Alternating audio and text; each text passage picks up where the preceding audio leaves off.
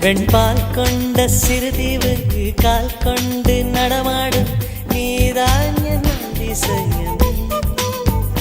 உலகில் ஏழல்ல அதிசயங்கள் வாய் பேசும் பூவே நீ எட்டாவது அதிசயமே. வான் மிதக்கும் கண்கள் தேன் தெறிக்கும் கண்ணங்கள் பால் குடிக்கும் மதரங்கள் அதிசயமே. நங்கை கொண்ட வீரல்கள் அதிசயமே.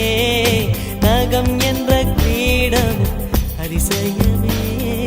அசையும் வளைவுகள் அதிசயமே. கல் தோன்றி மண் தோன்றி கடல் தோன்றும்